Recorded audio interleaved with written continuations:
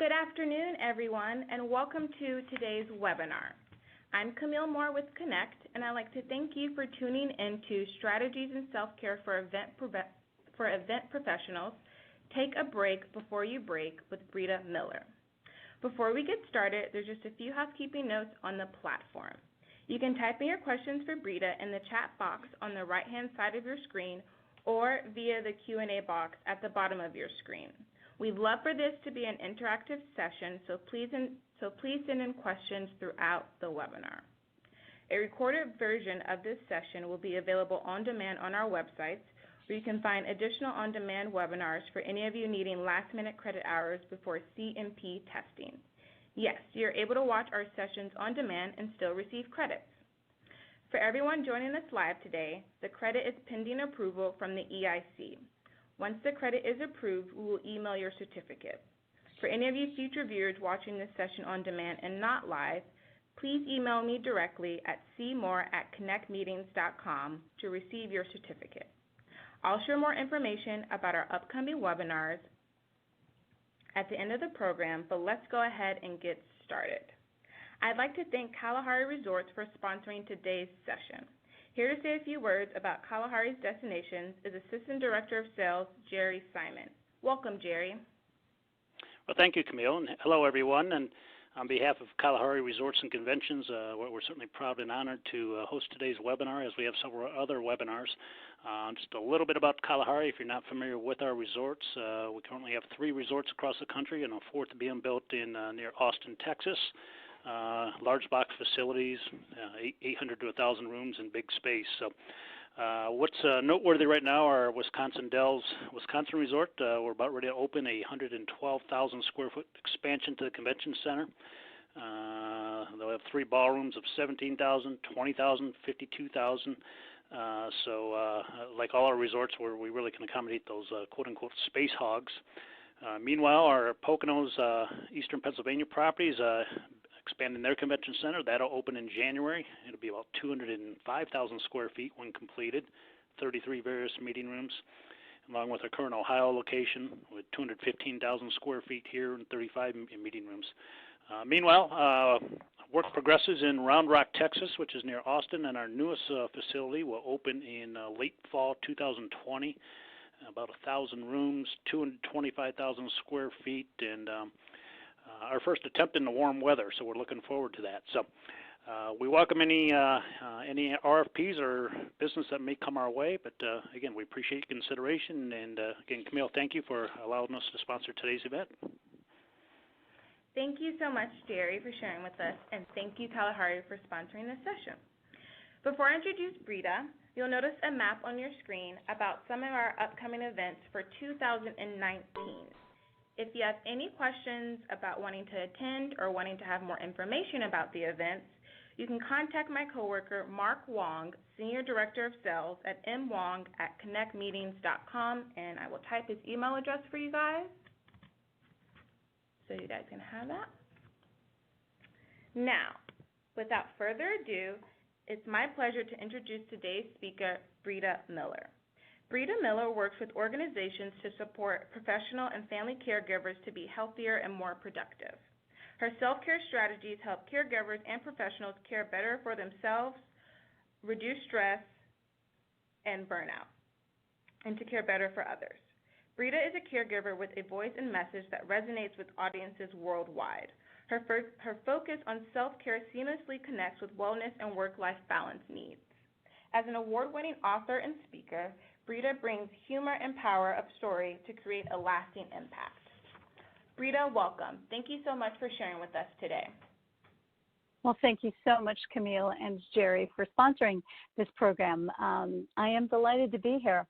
So about 5 years ago, I experienced something that has left me deeply scarred as an event planner, and I learned a big lesson.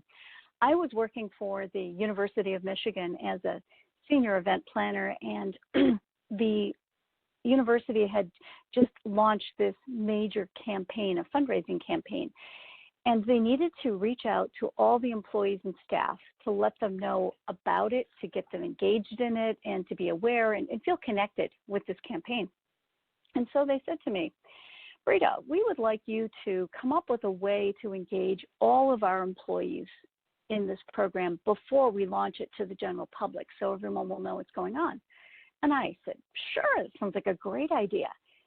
And then I did a little bit of research, and I learned that there were and are 24,000 employees, all employed in 110 different sites apart from the main hospital and main campus at the university. And this includes x-ray clinics and the laundry service, the library, all different kinds of, the sleep clinic, all different kinds of specialty services, many of whom worked 3 shifts. So I said, okay, I'm happy to do this. So can you share with me the model or the plan when you've done this before, and I can see how I can adapt? And they said, well, we've never done this before. I said, you're kidding. And they said no. So I had to create a strategy to reach and impact 24,000 employees over a 3-day period and all 3 shifts, and make them feel the love, feel connected, and be engaged in the project. So I was up for it. I had about 6 months to plan it. I had a pretty decent budget. I had a great support staff, so things were good. We got creative. We had things ordered. We had swag bags created for everyone. We had different programming elements. And the day arrived. It was a Friday. It was the first day of this launch, and we were going to do it over a 48-hour period. And part of it involved, the initial launch was at the main hospital, and I needed to reach the midnight turn, the day shift, and the afternoon shift. So basically, I had to get up at 3 a.m. and drive to the hospital, which was about 45 minutes from my home. So I needed to be there at 4:30 in the morning. So I got up about 3 o'clock, drove to the hospital, and we had 4 different sites in this university hospital campus, which was huge. And the same event was going on in these 4 different locations. I needed to attend and run around. So I didn't have a scooter. I didn't have roller skates. I needed to physically walk to all, or run in some cases, to each of the different locations to make sure everything was going as planned. But the thing that I didn't do, I didn't really take care of myself that day. I was really anxious. There was a lot on the line. I was the lead on this whole event, and it had never been done before. And so I had a couple of cups of coffee, but I didn't stop to drink water. I didn't stop to have breakfast. I was just go, go, go, making sure everything was going on in place. At 1 o'clock, I realized I needed to stop. Things were going to go without me. It would be fine, but I needed to eat something and I needed to drink some water. So I'm at the hospital cafeteria. I'm in line, and I call this the Thor episode. So Thor, Thor. I'm standing there in line. I've ordered my food. There's a chef there who's going to do a stir fry, and it's, I'm in the queue, and I start feeling a little lightheaded. I'm not feeling good. And I'm thinking I should go sit down, but I didn't want to mess up the line of people ordering their food. And I'm consciously thinking about everybody else. And the next thing I know I'm flat on the floor of the hospital cafeteria. And I'm looking up into the blue eyes of this handsome doctor. And he says to me, "My name is Thor. I'm a cardiologist. Can I help you?" And I said, "Oh, yeah." And I had passed out, and I honestly never passed out in my entire life. And after a couple of minutes, I was able to stand up. He escorted me over to a table, sat with me, and said, "Are you okay?" And I explained I was a hospital employee. I was running this major event. My colleagues were just around the corner, and I would be fine.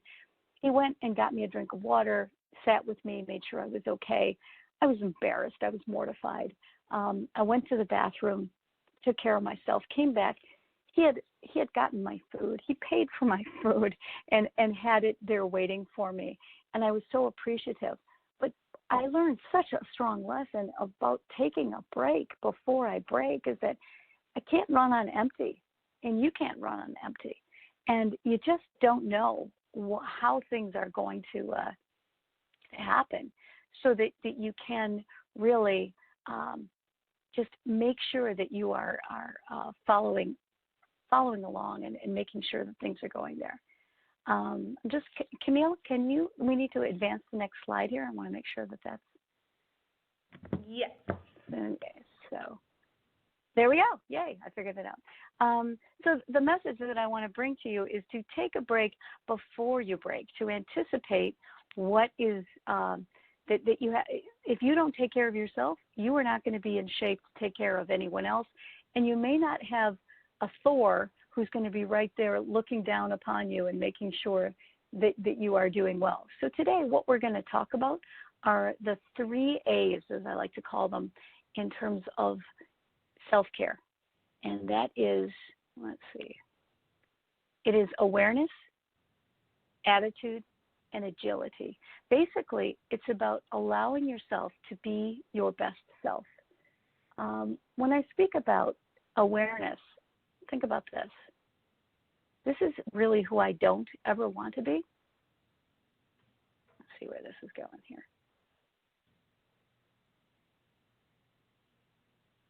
Just a pause here.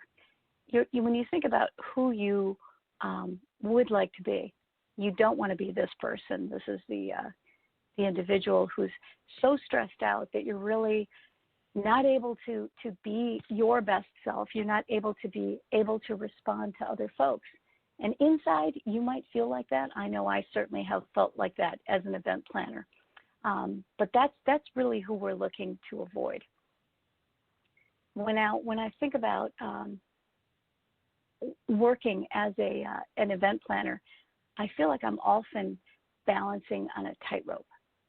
I'm looking to balance the needs of all the different constituents that I need to deal with. Another image that I use is a teeter-totter. My vision is I'm right in the middle, trying to keep a balance between my client on the one side, who has perhaps unrealistic expectations, maybe a budget that is not based in reality, or they just don't understand all the moving parts of the machine. And the other side, the vendors, the venue, who might have limited resources on any given day, maybe staffing issues, maybe equipment that isn't functioning well. And honestly, the other side really doesn't care. All they know is they want their event to go forward. And you in the middle are the one who is responsible for keeping all the parts moving, and people just understanding that we all have the same goal. We all want a successful event, but oftentimes we're working at cross purposes. So the idea of being your best self is so that you do have the awareness, but you have an attitude of being positive and being able to project, of being resourceful. And finally, that you will, if you have those things, you will have the mental agility that you will need in order to be successful. So when I think about these things, I think about what are your superpowers? So this is a chance for you in the chat box to think about, what is your superpower? How do you cope? What are some things that you do that help you when you are feeling stressed out, when you're working with a challenging situation? Mine, I'll just start you off here, is I call upon my inner Gumby. I believe that blessed are the flexible, for they shall not get bent out of shape. So Gumby is my go-to source when I get into a stressful situation. But if you have something, so Andy says that you get away to be quiet. Yeah, especially when you're in these huge events where there's noise, you might have a headset on, you have people just asking questions, and oftentimes the same question over and over again, like, where is the ladies' room? And they're standing underneath the sign that says the ladies' room. Andy, you also go for a walk to get away to be quiet. Boy, isn't that perfect? And that's a double benefit right there, by just going outside to take a walk, even 10 minutes to gather yourself. Oh, I like it. Weep like a child. Yes, that can work sometimes. You step away to take a breath. Katie, yep. Stepping away, taking that pause, the pause that refreshes. Garfield talks about reading positive affirmations. Karen says to just breathe. Absolutely. Lainey, space out on your phone. So maybe you're just playing a bubble game or a little bit of solitaire, just a little bit of mindless activity to take yourself off it. Let me see if I don't want to miss anyone. Weep like a child. Yep, Andy, I like it. But stepping away and taking a deep breath, I really, really like that one. Andy, finding humor in the situation, I guess, absolutely. Sometimes, it can be just so ridiculous when you are in a circumstance and say, you have to find a humor in it, otherwise you will cry. A short breathing meditation, Akita does. That's a great idea. Meditating, to me, meditation takes so many forms. I really love to go for long walks, and I consider it a walking meditation. Sandy says that she talks to someone else who can give you another viewpoint. Oh, absolutely. So many times I've been in a stressful situation, and I'm only looking at it through my own lens. I'm only looking at it how I see it. And someone else comes in. A great example I think about is, imagine you're driving in a car with someone, and the person who's driving is looking out the front windshield. The passenger on the side is looking out the side window. So the driver says, wow, isn't that a beautiful horizon? I really love looking at the scenery here. That's a gorgeous mountain up ahead. The person looking out the side window says, well, that's the most gorgeous barn. I look at all those cows. It's really beautiful out there. Well, neither one is wrong. They're both looking at the same thing. They're both pretty much in the same place, but they have a different point of view. They have a different perspective. And so if you can think about that when you're in the middle of a stressful situation, is talk to someone else who has a different vantage point, a different point of view. They may open your eyes to the circumstances you're in, and they might really, really be helpful. So that's just another good idea for you. So blessed are the flexible, for they shall not get bent out of shape. You might want to write that down. I use it all the time. It puts a smile on my face, particularly when I give the attribution to Gumby, and it just is a helpful way. So another thing that I like to do is think about, here's a visual aid for you. How many of you have ever, and by the way, this is not a buffet description, this is the idea of a sandwich. So this is not about menu planning. This is about thinking where you are in a given circumstance. Think about each slice of bread represents a different constituency that you have to think about. So one slice of bread might be your client. Another slice of bread on the other side might be your attendees, right? And you are stuck right in the middle. Now, when you think about sandwiches, have you ever ordered, oh, I'd like to have a whole wheat bread sandwich, please? No. Or maybe, could I just have a nice French bread sandwich? That would be tasty. No, you don't. You order a sandwich based on the inside. The filling is the essence of the sandwich. So you might say, I'd like to have a BLT or a Reuben or a grilled cheese sandwich. Doesn't that sound delicious?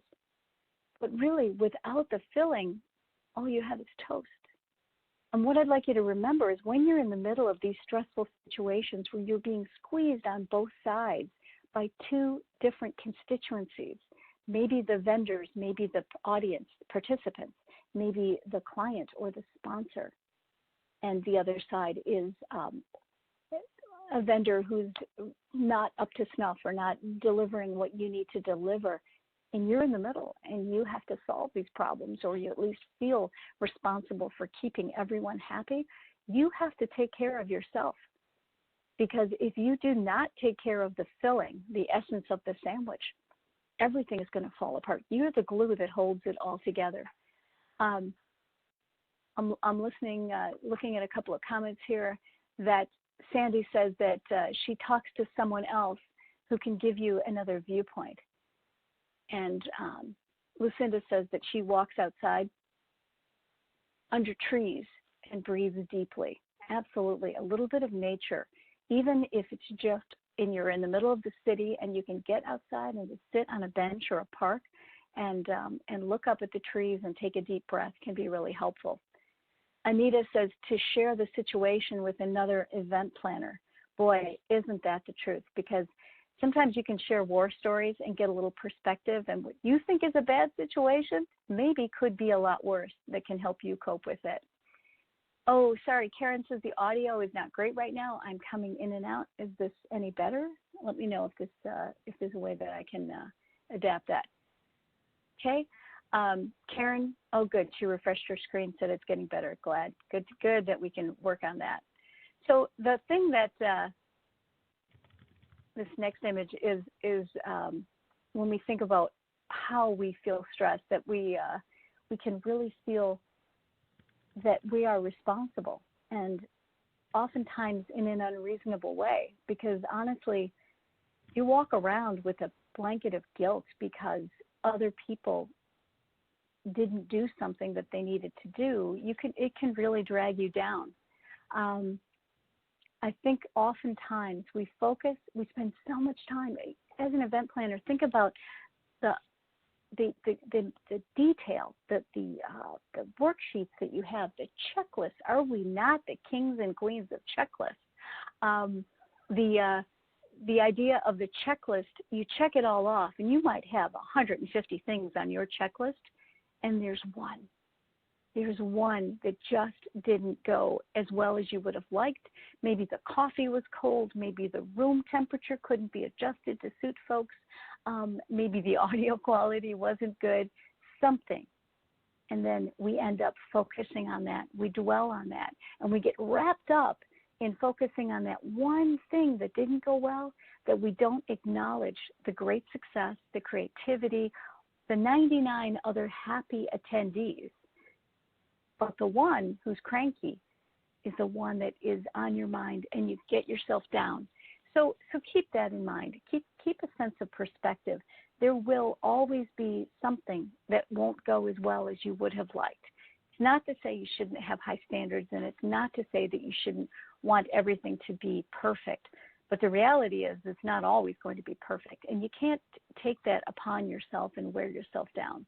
So just keep saying this little mantra that I have, and to give yourself permission, which is to take a break before you break, so that you really can give yourself that permission to go for a walk, take a deep breath, get some perspective. It's really, really helpful.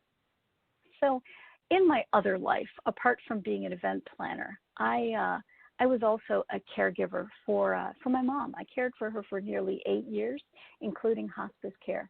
And I didn't know what I didn't know. All I knew was I loved my mom.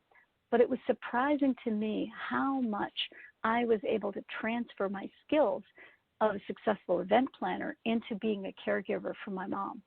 Because honestly, caregivers and event planners, there's an awful lot of similarities, because we're focused on other people. We're focused on serving the needs, anticipating the needs, and being resourceful for those folks, whether it is people that are requiring, health care, or people that are attending an event. And you want to make sure they're well fed, that the schedule makes sense, that their needs are being met. And so what I ended up doing was I ended up writing the book that I wished I had as a caregiver, and I used a lot of my event planning experience, and I tried to use a little bit of humor to make those points really, really helpful, so that it's useful to caregivers. The bottom line is that when you have a problem, that when you need to solve a problem, you need to be creative, you need to be resourceful, and it requires mental agility. And I found that whether it is being an event planner or being a family caregiver, if you don't have mental agility, it really, I think every day is like being at the Improv. If you don't have that kind of mental agility, you're really not going to be in a position to really provide the kind of service that your clients need at an event. And the same is true in caring for family members or anyone else that you might be called upon to serve. So this leads me to one of my favorite stories, and that was, if you look at this picture here, let's see if I can get it up. These are not my legs, though I wish they were. It does kind of look like one of my dogs, which I hope you're not going to hear, because he's here, part of my office staff, and he helps me out, but he's sleeping now. So when I was my mom's caregiver, one of the things that I wanted to do was to maintain her dignity and to provide her care, but I was also worried about my furniture. And my mom had developed some incontinence, and she didn't know it, and I didn't know how to deal with it. I didn't want to bring it up, didn't want her to embarrass her. And one day, there was a therapist that came to the house, a physical therapist named Daryl, and he was helping Mom with her balance because she used a walker. She had had a fall and had broken her hip, so she was recovering from this. And as Daryl was there working with Mom, he went to leave, and I just looked at him and I said, Daryl, I'm at the end of my rope here. I don't know what to do. My mom she's become incontinent, and she's leaking, and she doesn't know it, and I don't know what to do. Plus, she's so worried about falling that she's not drinking her water. She's not going to because she's worried that she's going to fall. She doesn't want to get up to go to the bathroom, and I don't know what to do.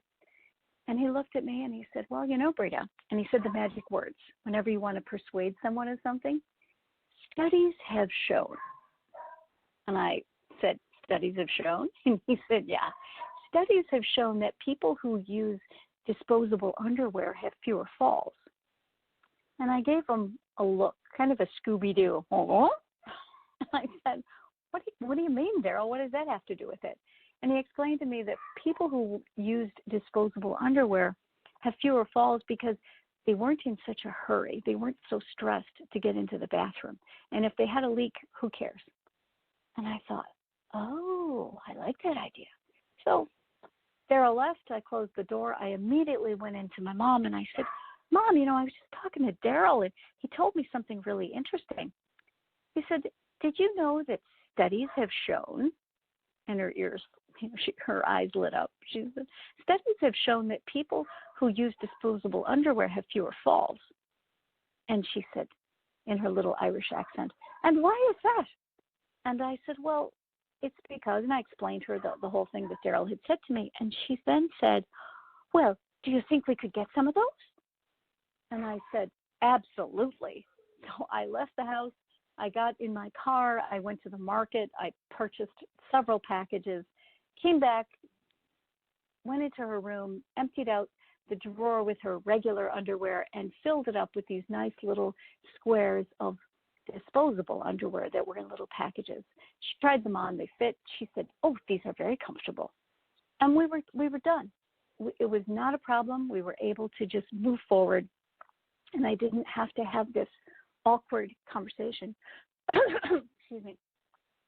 But the point is that I was able to find a way to solve my mom's problem, which was her worry about falling. My problem was about saving my furniture from messes or leaks. But it was not, I was able to solve this problem because I had the mental agility to ask help, to ask question of someone who was an expert. I had no idea that he was going to come up with this resource. But then I could find a way to share this information with my mom in a way that maintained her dignity.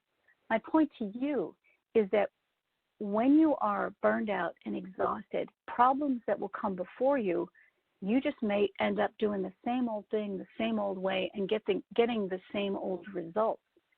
But when you are your best self, when you're able to listen and be creative and think about ways to solve problems in ways that you had never even thought possible, you're going to be in a much better shape to help those that you serve, whether they're family members or whether they are attendees at your event.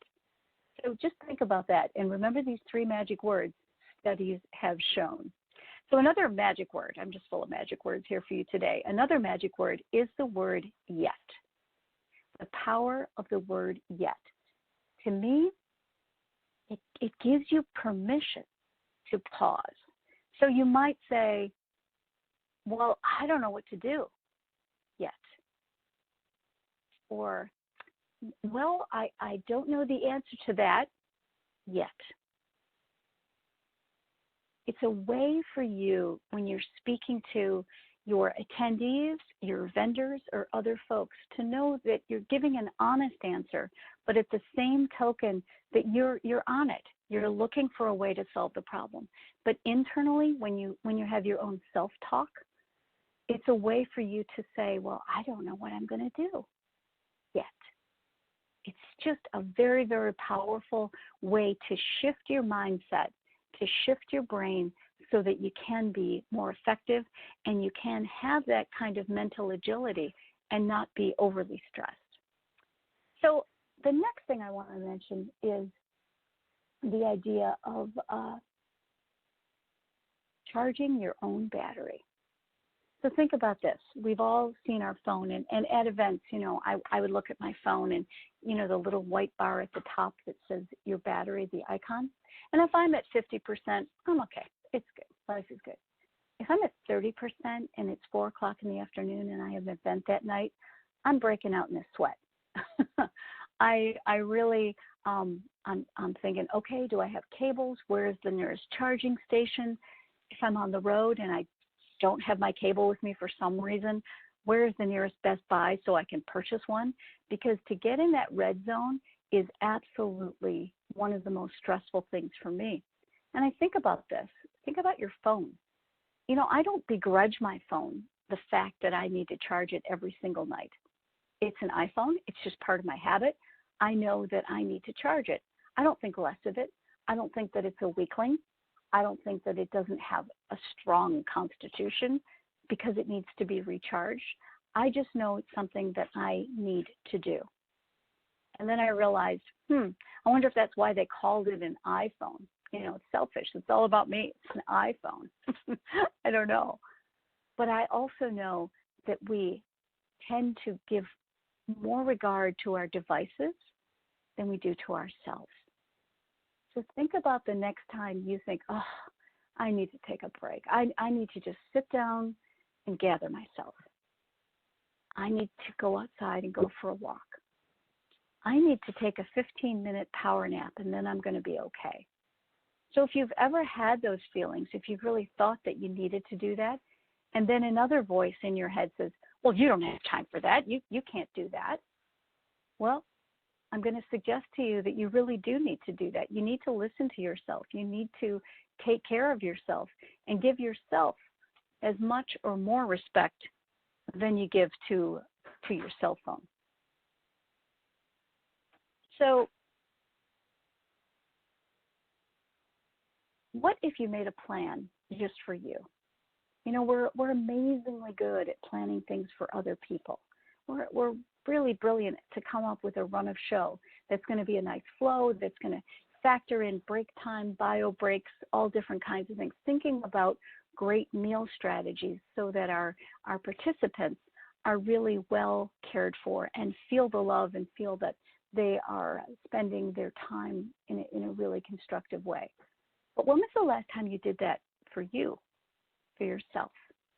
So here is my strategy for success for event planners. Think about how you will do that. So this is the self-care strategy that is designed by you and just for you. And I have a template that I've included, a PDF that we can talk about in a little bit. I'll bring it up. It's coming up shortly. But what I want you to think about is every single day, what are 5 or 15 minutes that you can gift yourself? So for me, it's starting out my day with a cup of tea, and in the summer months, and this is supposed to be summer, but in Michigan right now it's 55 degrees, so I wasn't able to do it this morning. But 5 to 15 minutes every day to sit in a comfortable chair in a nice spot and enjoy that warm beverage in the morning. Now, some of you, it might be an Irish coffee, but, no judgment here. Might be a cup of tea. It might be a latte. I don't know what it is. Maybe it's taking a walk. Maybe it's a 10-minute walk in the morning just to kind of get yourself going. Whatever it might be, reading something for fun, not a professional development book, but finding a way that you can take care of yourself. And then I'd like you to stretch it out a little bit and say 1 to 2 hours every week. What are you doing for yourself? Are you going somewhere special, like maybe to get a pedicure or a manicure or getting a massage. Then a special event each month just for you. Imagine that, a special event for you, not for everyone else. Are you going to the movies? Are you going to see a play? Going out to dinner that is not work related, that is just a fun thing? Then what about a destination each season? So maybe there's a holiday place that is nothing to do with your work as an event planner, but it's just something that you like to do. Or a special trip in the summertime that is just a weekend, a destination to go sit on the beach and listen to the waves and not think about taking care of anyone else. And then ideally a vacation at least once a year so that you can take that break before you break. But it is all about being intentional, and I really believe that it is not just the act, the thing that you're doing, but the anticipation of it and knowing that you have that to look forward to can help you get through those really challenging, difficult times when it seems like everybody's in your face, things are just not working. So let's go back and talk about this. The next slide that I have here is something that I've created, and it's called the Caregiver Clubhouse. This is specifically for family caregivers, but there may be a place that you can go to where you can be inspired to get connected. Maybe there is a retreat that's being offered by someone that you know of. And wouldn't it be wonderful if you could make a plan to attend that and to refresh and to renew yourself so that you can do that? It's all about being proactive. You know, this idea of taking a break before you break, it's not waiting till you have that meltdown. It's not waiting till you're in a puddle in the bathroom because things are just crashing down and you're overscheduled and just exhausted. But giving yourself that kind of inner resilience. So when you have those days, as we all do, you're going to be in a better position to take care of it. So let's take a look at this slide that I have for you. It is the Self-Care Survival Tracker. So this is the PDF that you have, and it's an evergreen piece. So the idea is print it out, and you can write in the month at the top and then fill in the days of the month. So this is the one document that can last you forever and ever and ever. But on the side where those lines are, you should fill in the activities that are not to-dos, but rather ta-das. Things that really will help you, that you can look forward to. So maybe it's going for a walk. And then create a little symbol next to it and write down what is your key for that.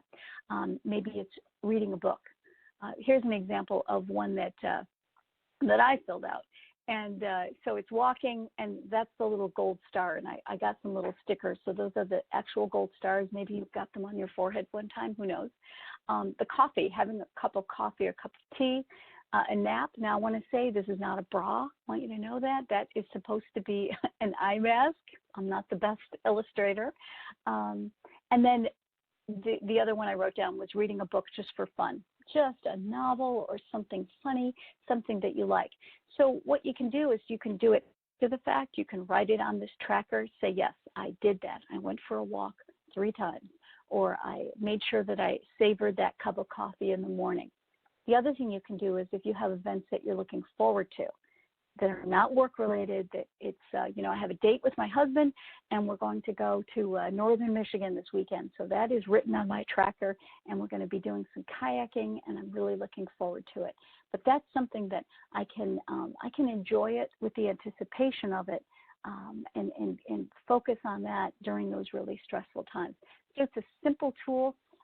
You can see here on the 29th, I have a star on that, a red star. We're going away. We're going out of town to a niece's wedding, and that's going to be a lot of fun. But it's a way to keep things in balance, keep in check, so that your calendar this is something that is special, that is just for you. And I think you'll find that it's helpful. So it reinforces the message again, which is to take a break before you break. Keep that just in the back of your mind. And if you have any questions, feel free to plug them into the chat box, and I will do my best to answer them and see if this is helpful to you. Okay. So what I'd like to do now, this is an exercise that I'd like you to fill in the chat box. It's a quickie. So we're just going to take about 30 seconds, and I want you to answer this question. Lightning round. So answer this question. If you had a do-over, what would it be? So go ahead and fill that in the chat box. If you had a do-over, what would it be? I'll be quiet so you can think.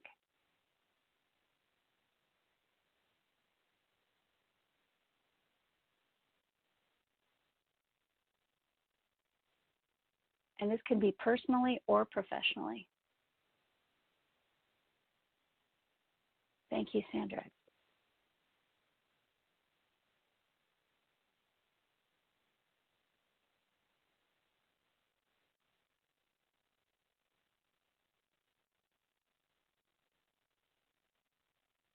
Susan? Yep, good answer. Great. Okay, so we're getting a lot of answers here. We had some time to think. Let me share some of these with you. I won't say the names. I'm not sure if everyone can see these or not, but really, really thoughtful answers here. So spend more time with my mom. Yeah, absolutely. And Susan says, spend more time with my kids. Sandy says, to get a pet a long time before I actually did. And I love my pets. They're being really quiet right now, and I'm really grateful. I like to think of them as my staff with absolutely zero career potential. That's the funny thing is when you have dogs as part of your staff, they love every idea. The cats, not so much. Angela says that she would take more risks. That's an interesting answer. I like that. Karen says she would not say that thing that got you in trouble. Okay. I think there's a story behind that one. Andy says that he would sit for CMP 10 years ago when you first thought about it. Still doing it though. Yay. Absolutely. Kim says to eat better when you were younger. Yep. A really good thing. Andy says to wear a long sleeve shirt today. It's a bit cool. Yes, good planning. Layers are my friend. Absolutely right. Katie says to take that trip that I've been putting off way too long. Boy, truer words were never spoken. I took a trip last year that I was thinking about, and I'm so grateful that we just did it. Because, you know, there's never a perfect time. There's never an absolutely perfect time. Sometimes you just have to put it on the calendar and make it happen. Janice says that she would have gone to grad school earlier, but you did it. Good job. Andy says he would ask more questions. Love it, love it. Shannon says to balance her own needs with everyone else's, and that you finally set for your CMP after 20 years of focusing on everyone else. Absolutely, bravo. Lainey said that she would have studied abroad. And Lucinda says to take more time for professional development. Akita says that she would spend more time with hobbies. Yeah, we get so caught up. I know that at the end of the day, I like to think that I have my list of good intentions, that, you know, if I'm lucky enough to get home at 6:30, 7 o'clock, I just sit down, watch the news, and I think of all the things that I was going to do that night, and I'm just so tired I don't get to them. Becky says to make better lifestyle choices, health and fitness when you were younger. Yep. Garfield says to make more time for wellness. Absolutely. Cindy says to vacation more with family when you had the chance before your parents got older. Karen says to exercise more earlier. Lauren says to make more time for yourself. Kim says yes. Lainey, that she would definitely encourage my son to do this. Tavia says to take more risk was the first thing that popped in her mind too. Great minds think alike. Absolutely. Anita says to find a hobby or organizations that I could participate in for myself. Yep, absolutely. One of the things that I did that helped me when I was caring for my mom, I joined a community theater group, and it had nothing to do with professional development, it had nothing to do with caregiving, but it was a place that I could go to, and it had an end time because there was a performance, and it was 8 weeks of just playing together, working together. It was loads of fun. Those are great ideas. Okay, so now we're on to round two. Okay, you ready? So the next question is, what turned out way better than you thought it would? So we'll take about 40 seconds to do this. So go ahead and put those answers in the chat. What turned out way better than you thought it would?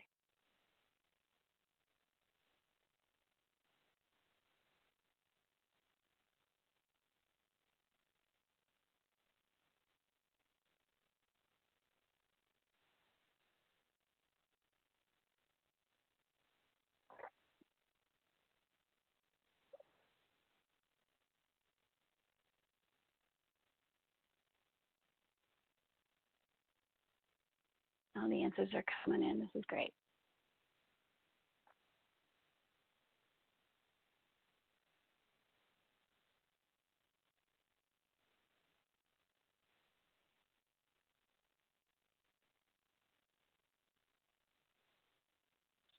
Okay, I'm going to start off sharing some of these. So Katie says, starting my own event planning business 3 years ago.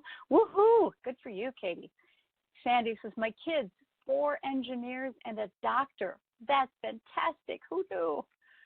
Sandy says, my 33 marriage to my husband, who was a country boy, to me, a Chicago city girl. Oh, that's great news. Akita says, finishing your degree. Awesome. Karen says, a trip to London when I met Matt Damon by accident. How much fun is that? That's wonderful. I hope he was nice. Kim, my marriage.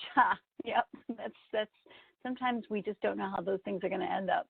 Shannon, nearly everything. Wow, what a wonderful positive attitude, Shannon, that either you worried about it, I'm not sure, you worried about it and you didn't think it was going to end up, but it really did end up well. But that's a good news. Sandy then says, being a mom turned out way better than you thought it would. Susan says, my trip last summer, a bucket list trip to the East Coast. Sounds like a lot of fun. Garfield, having healthy and good kids and a supporting spouse. Can't ask for much more than that. Janice, I had my son. I finally graduated. I have a job and a job I love. Yep, that's a wonderful thing to be able to say. Karen says he was. Good. Let's see. Oh, about Matt Damon. Mariah says planning backpacking trips abroad. Yeah, 2 years. Well, last summer I did something that I never in a million years thought that I would do. My husband and I walked the Camino de Santiago across northern Spain, and he walked the big one a couple of years ago, 500 miles, and then I walked the route from Portugal to Spain, and it was only 200 miles, but it's not something that is something that I ever thought that I would do or that I could do.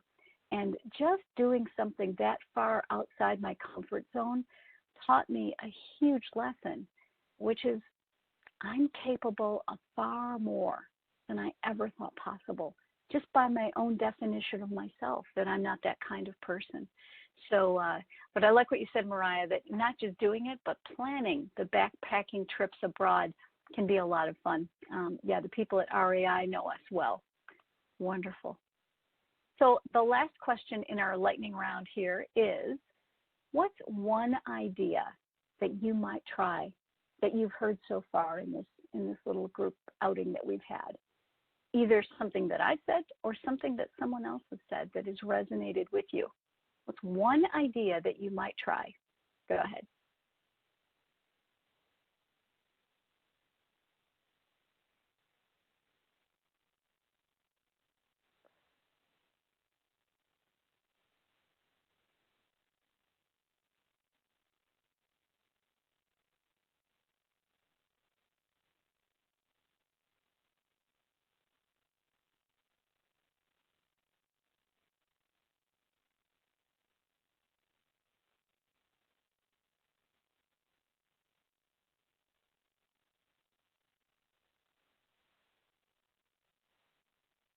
Okay, we've got some great responses coming in here. This is wonderful. So Sandra says that she might set a plan for herself. We're good at planning for everybody else. Absolutely. Karen, asking for help. Yeah. That's oftentimes one of the hardest things to do, where you think people assume, or you think that you have to know everything or you have to do everything. I think when I think about asking for help, I just think I'm being resourceful. I'm finding somebody else who knows how to do this. And I could spend about 8 hours trying to figure it out myself, or I could find someone that could do it with their eyes closed, and we'll all end up happier. Akita says, a special event each month. Yeah, something to look forward to. Sandy, actually scheduling downtime. Yep. If you wait for someone else to schedule it for you, the chances of that happening are slim to none. So you have to be proactive and schedule it for yourself. Becky, 5 to 15 guilt-free moments every day for yourself. And guilt-free is the key. Don't feel bad about it. You are charging your own batteries. Maybe we should get a little extension cord or a plug and just walk around with that, and then you'll make that analogy. But 5 to 15 moments every day. It doesn't sound like a lot, but it can really, really make a difference. And Angela saying using something. Didn't get the rest of that. Katie says delegating and asking for help. Yep, absolutely. Never a sign of weakness. It's a sign of leadership and a sign of recognizing that you want the very best end product, and that means bringing other people in to help out. And Lainey says guilt-free moments. Yep, giving yourself permission. You are taking a break before you break. Kim, taking 5 to 15 minutes for myself every day. Yep, it seems like such a simple idea, but just doing it with intention can make such a huge difference. Janice, travel outside my comfort zone. The example, backpacking in another country. Yep.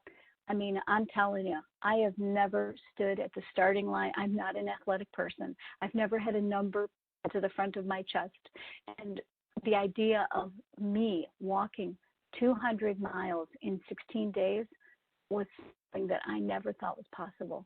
And then the fact that I did it now gives me such courage and gives me such confidence in trying out new things in business and in trying new ventures and new ideas.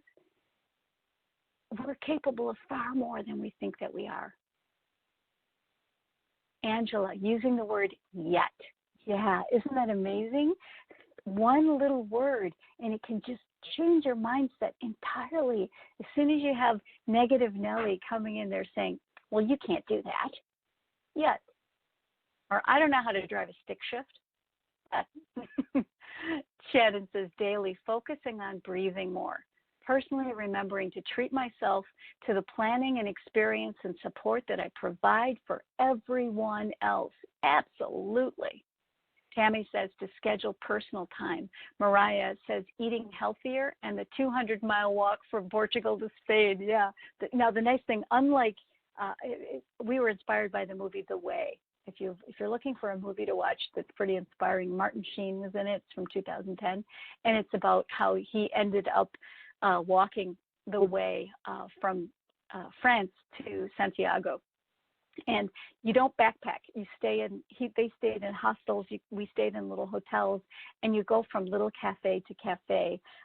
So we could have a beer along the way. It was not a punishment. You know, it was a good thing. I really enjoyed it, and we're thinking about doing it again. Garfield says to stop answering emails, calls, and texts when you are off from work. Take back my life. Absolutely. Cindy says to wake up and hit an early morning gym classes. Good for you, Cindy. I'm glad that that's something that would work for you. That would not be on my list, but I appreciate and respect other people who have that ability to do that. So that's terrific. It sounds like there's a lot of good things happening. One of the things that I want to share with you is a concept called therapeutic fibbing. And this was something that, you know, it's kind of like living an improv life because, you know, every single time you pick up the telephone, it's an improv call because you don't know what's coming at you. You don't know what you're going to have to deal with. And I'd like to share this story with you about caregiving and about when you take care of yourself, when you are your best self, you will have the mental agility to solve problems that you just didn't have any idea of where it was going to go. So when I was my mom's caregiver, when she was near the end of her life, she was very anxious. She was very worried, and she was a lifelong traveler. And the happiest times in her life was when she had booked a trip and she was looking forward to going back to Ireland. So as she was aging and just she didn't have Alzheimer's, but she did have a form of dementia that was a result of her congestive heart failure. And so she would often refer to me as two people. There'd be Brita, and then there would be the other Brita or the bad Brita. And she would often tell me and complain to me about the bad Brita, which I loved because then I could get the inside scoop and I could find out what she was really worried about. So one day, I just hadn't gotten much sleep. I wasn't sleeping well at night. I wasn't eating well. I was not taking care of myself. And every day, my mom would ask me the same question. And she would ask me to get the bus schedule to Ireland. And I'd say to her, Mom, try to divert her, change the subject. And then I'd just say, Mom, the bus schedules from Michigan to Ireland are not very reliable. And then I'd say, would you like another cup of tea? And then I would go on and do stuff. I had an office in my home, and I had an event planning business, and I just had the worst of both worlds. I mean, the phone was ringing off the hook. I had deadlines, and I'm trying to, just take care of the world, take care of my mom, and I was not taking care of myself. And one day, Mom asked me to bring her suitcase up from the basement because she said she was going on a journey. And I asked her where she was going, and she said, I don't know, but I knew she would feel better. So I went and got her suitcase. I didn't argue with her, put it next to her bed and her chair, and she was fine. She didn't put anything in it, and I think she just felt better knowing it was near. Well, time went on, and she was still asking about this bus schedule. Now, something had happened. I had spoken to the hospice social workers, and they had said to me, Brita, you got to turn off that baby monitor. You need to be able to sleep at night, and you need to get some uninterrupted sleep. Your mom is okay. She's safe. It's going to be okay. And I said, all right. So I turned off the baby monitor. I felt selfish about doing that, but I got some sleep. And then I ate a good breakfast, and I was just feeling a little bit better. And then one day she said to me, she was sitting in her chair and she was wringing her hands, and I looked at her and I said, Mom, you seem really upset. What's wrong? And she looked at me and she said, it's that Brita. And I said, oh, really? What did she do now? Because, she's talking about the other me. And she said, well, I keep asking her for the bus schedule to Ireland, and she just won't get it for me. And I said, Mom, she's not here today. I am. Don't worry about it. I'm going to help you. And I thought to myself, what am I going to do? So I went over to my computer, and I just closed my eyes for a minute, and I just thought, how can I help my mom? What could I do to ease her anxiety? And the idea of traveling to Ireland or buying, a ticket was out of the question. She was very frail, and the hospice workers had said that she really didn't have much time left. So I knew that a trip was not possible. So I just thought about it, and then I thought, what if I got her a ticket? What if I made a fake ticket? So I Googled fake airline boarding pass, and this is what came up on the screen. And it was a shell for a boarding pass. Now, I want to give you this caveat here. I am not teaching you to create false documents, okay, in this program. But it had spaces to fill out. So I filled out Mom's name, and then it said departing airport, DTW, Detroit, and it said arriving destination. And I thought, well, I could put in Dublin. I knew the code for that.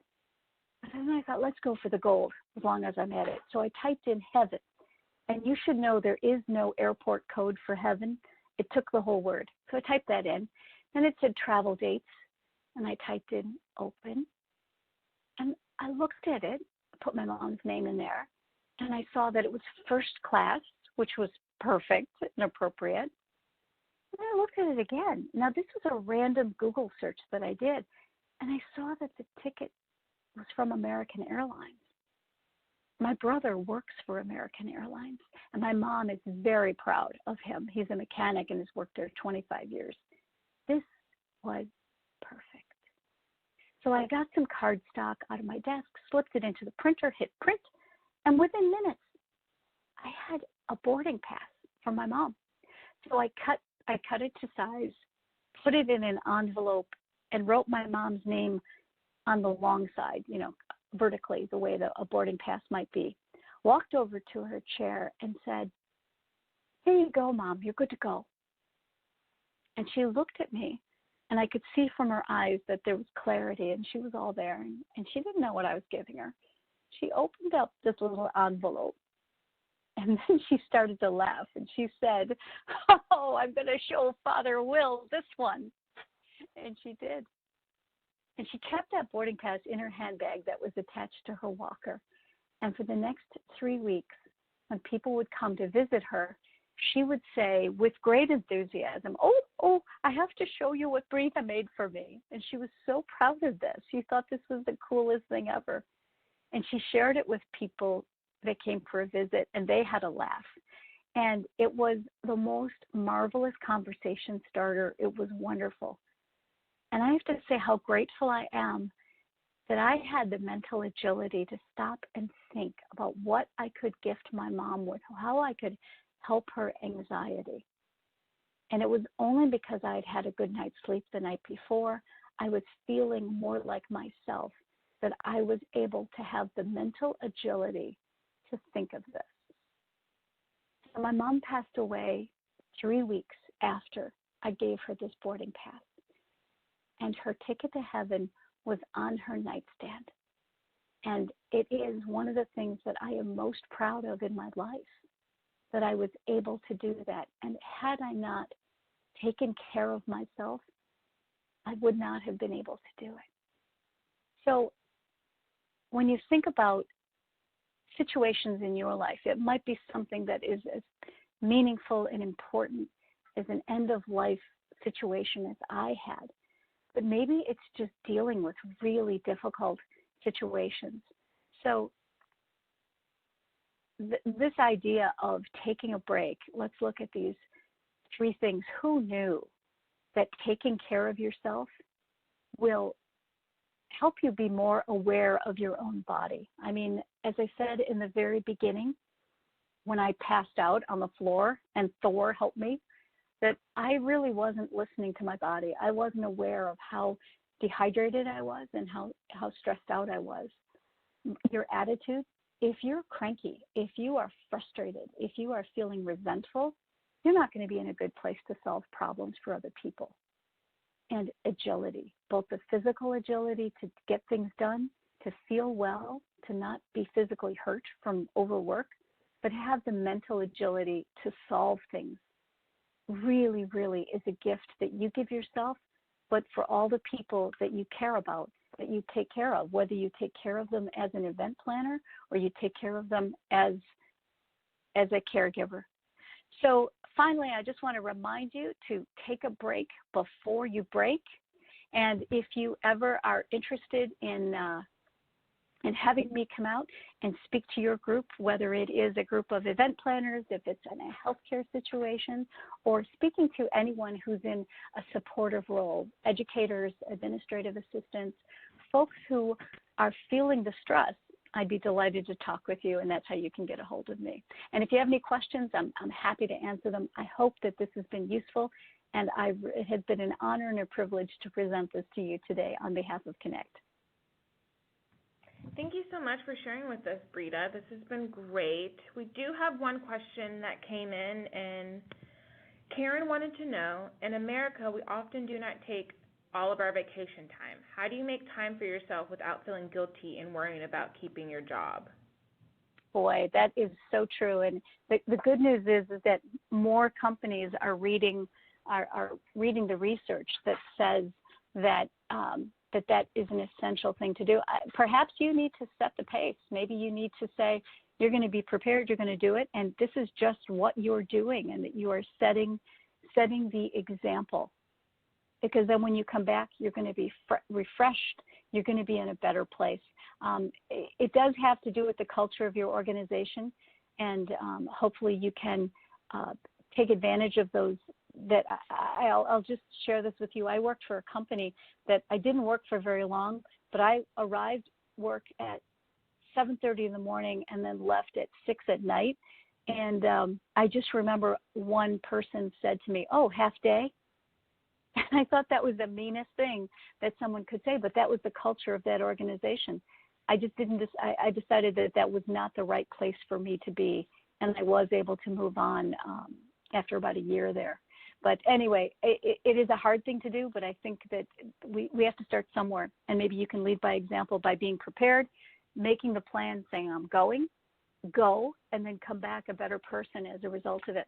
So I hope that that's helpful. And thank you so much for all the lovely comments. I hope that this was a helpful time for you and that you were able to really get something that you can take away and be actionable, make a difference. Don't just say, yeah, those are good ideas, I'm never going to do them. Take one idea and see if you can make a difference, and you can be proactive about taking a break before you break. Yes, and if we don't have any more questions, we're going to go ahead and conclude. And I just want to thank Brita again so much for this great webinar. I know I got some tips, and I'm sure all of you guys did, so thank you, Brita. And after this webinar concludes, you will be directed to a short survey. If you could fill that out, it's about 6 questions just for us to get some feedback on what you guys want to see for future webinars. That would be great. And you can learn about Connect's past and upcoming webinars on all of our websites listed on your screen right now. And again, for everyone joining us live today, the credit is pending approval from the EIC, but once the credit is approved, we will email your certificate. Again, and if you're watching it on demand, please email me for your certificate. It will not come to you automatically. And if you have any questions, you can email me at cmore@connectmeetings.com, which is on the screen right now. And we'll hope you'll join us again on July 25th at 2 p.m. Eastern Standard Time for an informative session on RFPs with speaker Gary Hernborth. Thank you all for joining us, and have a great day, everyone.